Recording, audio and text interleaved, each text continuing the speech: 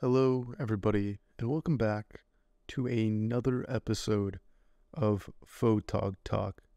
I am your host, Eric Trevino, and today we're going to be talking about one of my personal favorite photographers, Tatsou Suzuki. Now, in the previous episode, I mentioned that I would be talking about him today, but I also want to mention that within this episode, we'll be also discussing the rise of AI photography, if you could even call it that. I'm going to give you my own opinion.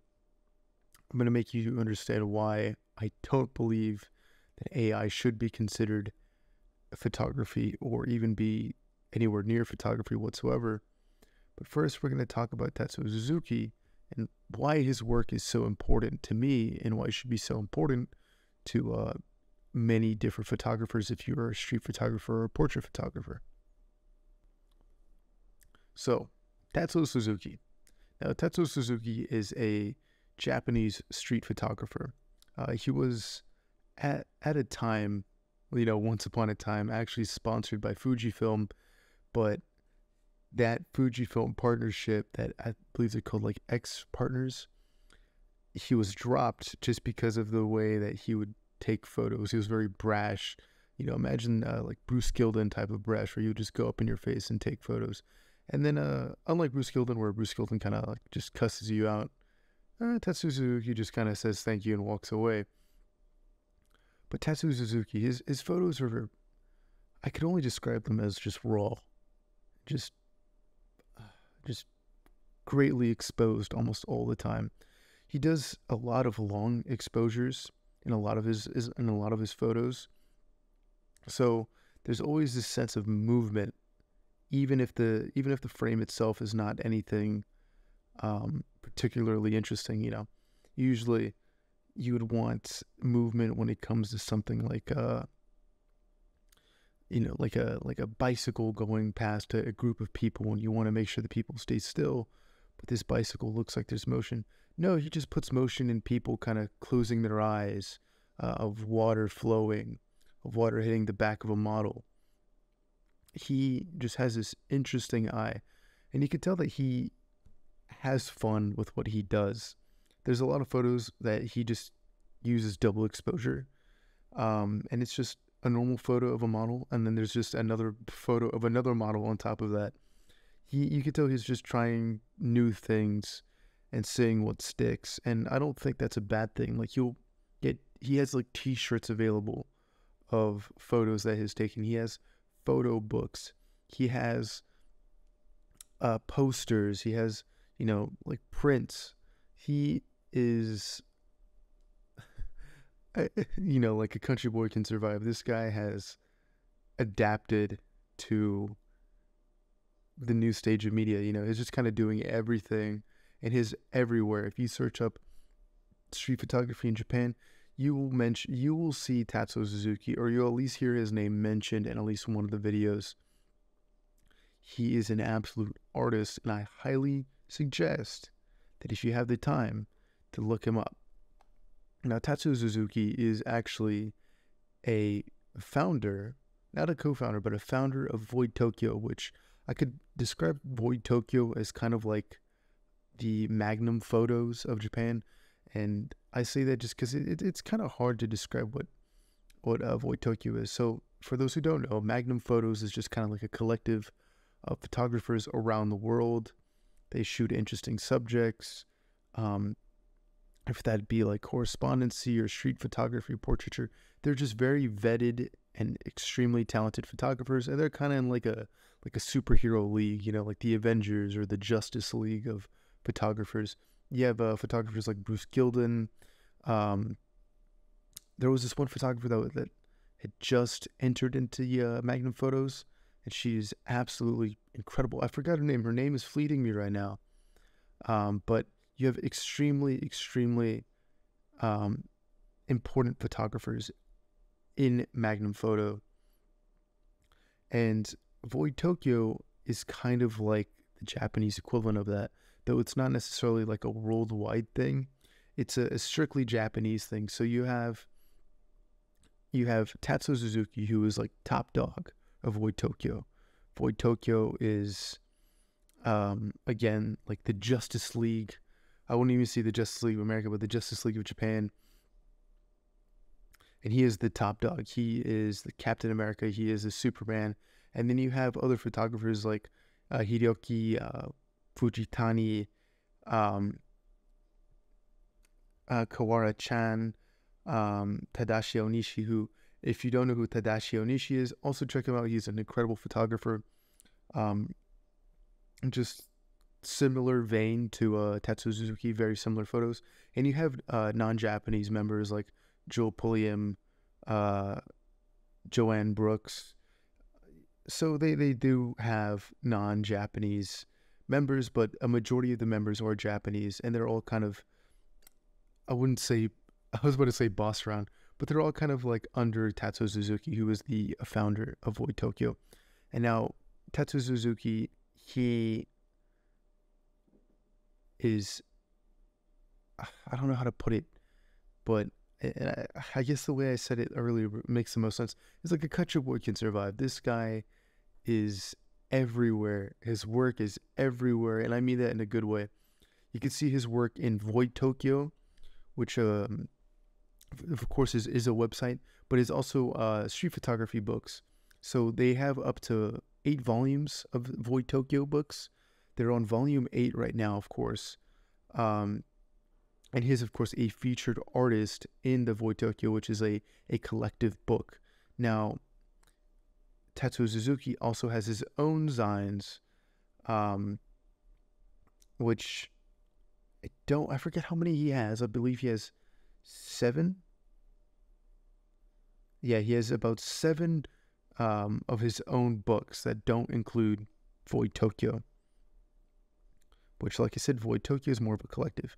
Now, what I find interesting when it comes to Tatsou Suzuki is that when people think of Japan, or when people think of East Asia, they kind of think of like a very respected country. Like, people have these respectable values. They don't want to annoy anybody. They don't want to piss anybody off. They want to be extremely respectful. And Tatsou Suzuki isn't that. I mean, I don't know how he's like out of the photography world. He's probably a sweetheart, but he just goes up in people's faces, take photos. This guy doesn't give a shit. It doesn't matter where he's at. He could be in Tokyo, in Europe, in America. He's taking these same types of photos. And to correct myself, he doesn't have 7 books. He has 6 books. So he has his own books, which are up to Volume 6, Tatsou Suzuki, Tokyo Street. And then, of course, the Void Tokyo line of books, which is at Volume 8. But he does not give a fuck. Excuse me for my language, but he just doesn't care. He goes up to people. He takes pictures of them in public, if they're foreigners, if they're non-foreigners of Japan. And he just takes photos and fills out these beautiful books, if that be with Void Tokyo or within his own line. He also has prints, and he will put these people on shirts. I don't know if they know if they're on shirts, but he'll put them on posters. He'll put everything. He doesn't care. It doesn't matter. He also works with a bunch of different models, a bunch of different Japanese models. It seems that he is, I don't know, like, he's in accordance with one of these models who, if you see his work, he has taken pictures of her countless times. I can't pronounce her name, but she is, like, I guess you could say his muse. He has countless photos with her too, or taking photos of her, both in color and in black and white. Now, Tatsou Suzuki, his main vice is black and white. I mean, this guy loves black and white. Almost all his photos are in black and white. You're kind of hard pressed to find any that are in color, if any at all. But I think that's what makes Tatsou Suzuki, just for me, so interesting. He only focuses on what's being taken. He doesn't care about color. He just cares about composition and style. It's style over everything with this guy.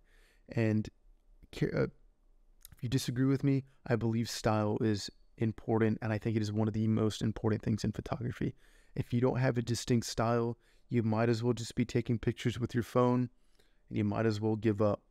You have to have a style. Me personally, I'm still working on my style.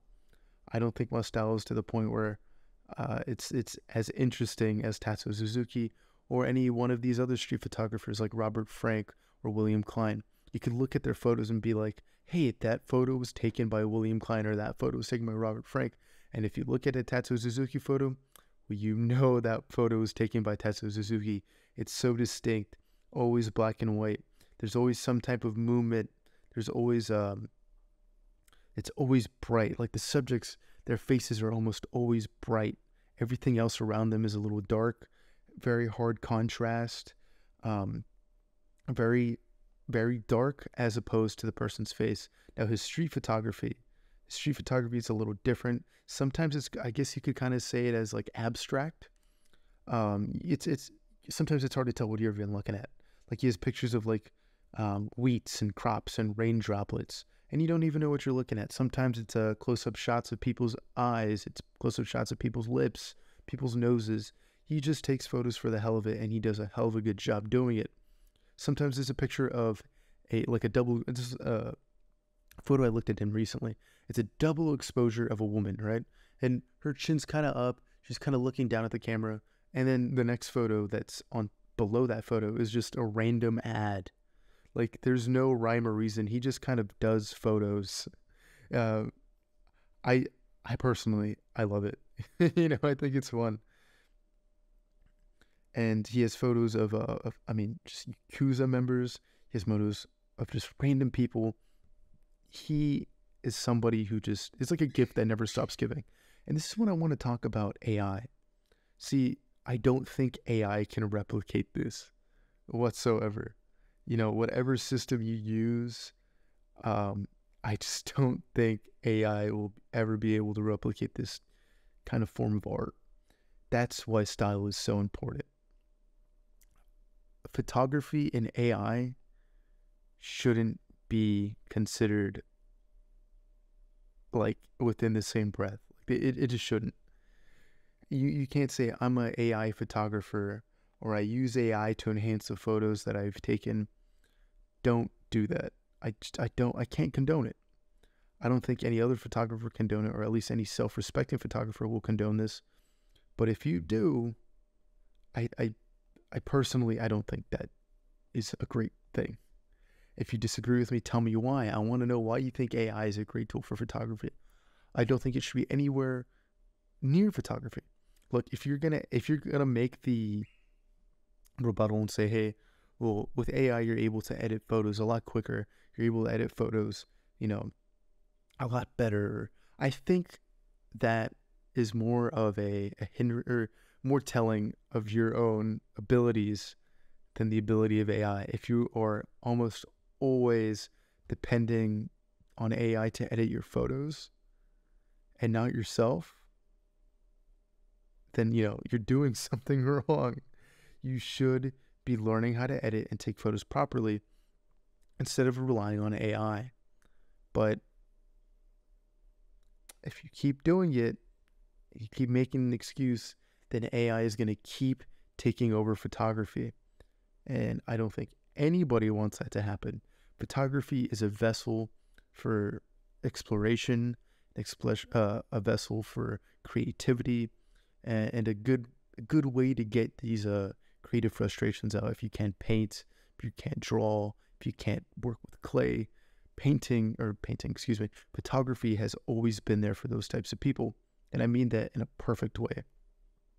You're able to kind of work with what you have and kind of paint a picture in front of you without actually having to paint a picture. I guess maybe in the I can imagine people like when the camera first came out, they're like, the camera is not a good deal. It takes away the skill of painting. And now we're saying like AI is not a good deal. It takes away the skill of photography. So maybe this is maybe in 50 more years or 100 more years we're going to say AI is not a good tool. It's about super AI, you know. Maybe that's going to be the new thing. But I digress. So I just want to say that AI just doesn't belong with photography whatsoever. I do believe AI is a helpful tool when it comes to other things, maybe like audio improvement, or it could help with how you could help with your homework. You know, it could help with writing a resume. It could help with I think with like technical writing is when AI should be used, but not with media.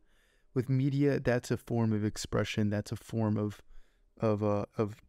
style.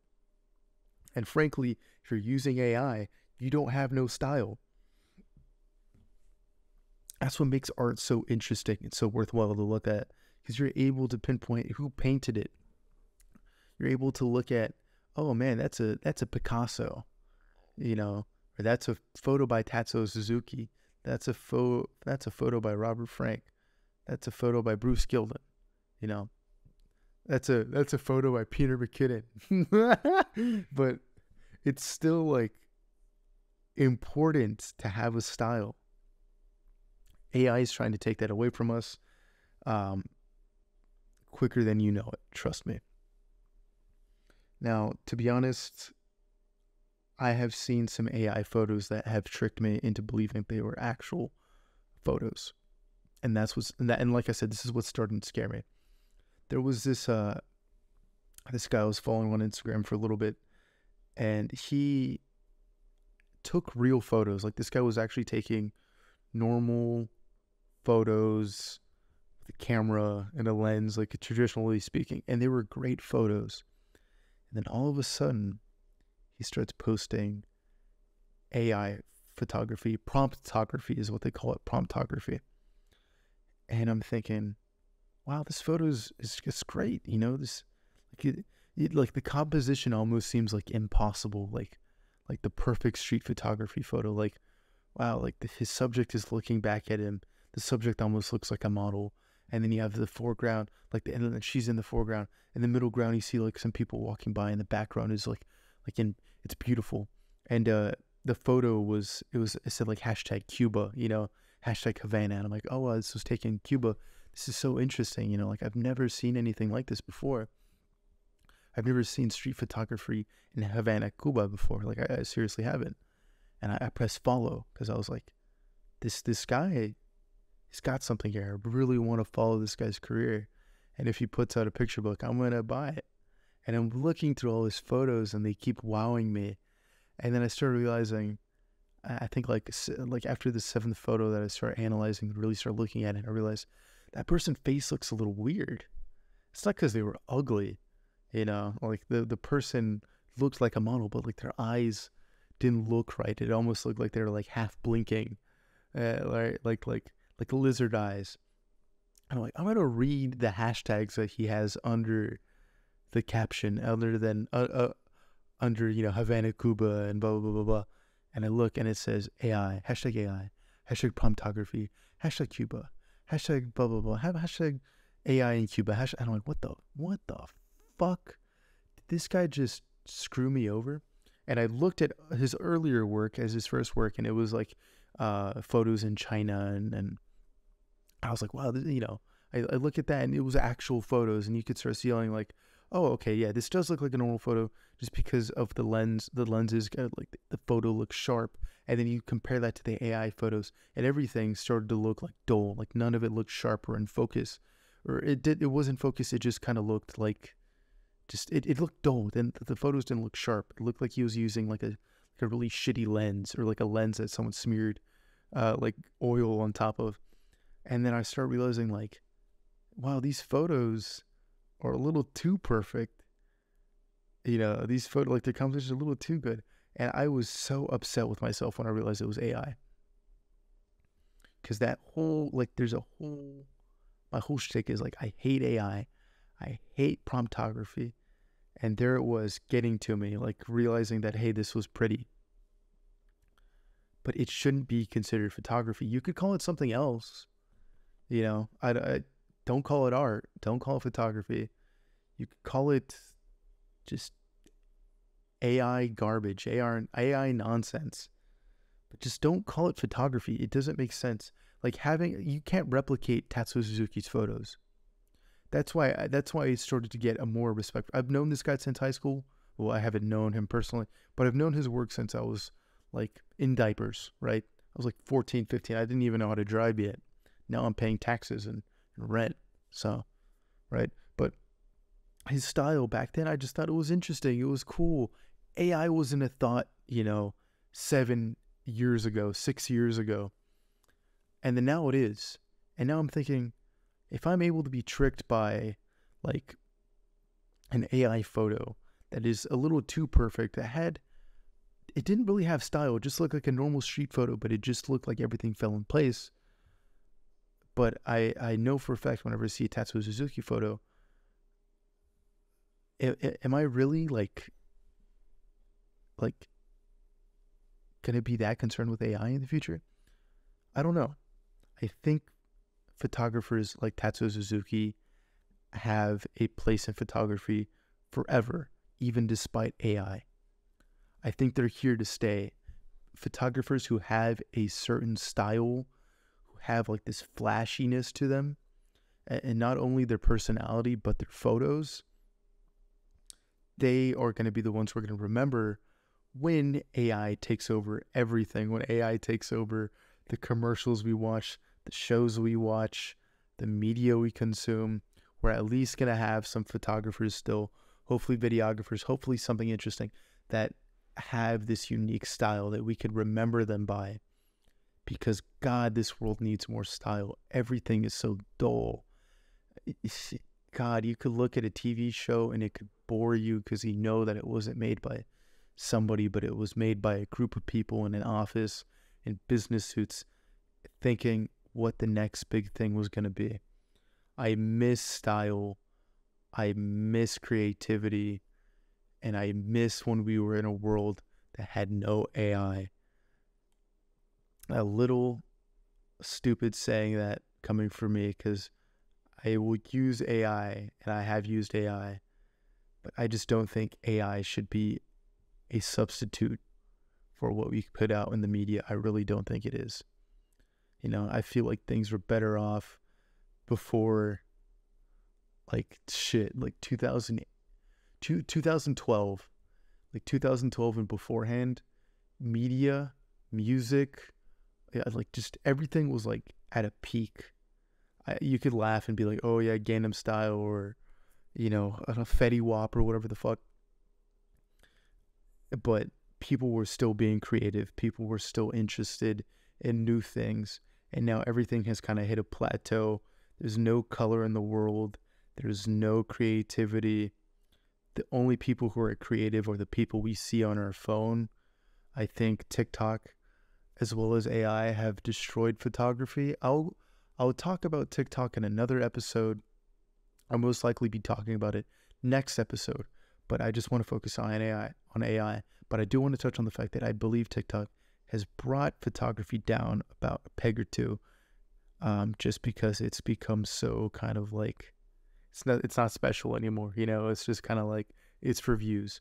But AI has made it to the point where we have finally killed our creativity. The creativity is finally dead, and AI was the one who shot us. We've been going downhill since 2012. Finally hit the worst of it. I don't think I'm ever going to give up photography. I don't think anybody else is. But AI is not going to be stopping anytime soon. It's not a fad. It's not like NFTs. This is real, People are using it. Corporations are using it. Everybody's using it. Schools are using it. Universities are using it. Your professor, your father, your mother, your daughter. Everybody's using it. But I know for a fact good photographers rely on their skill and not on AI.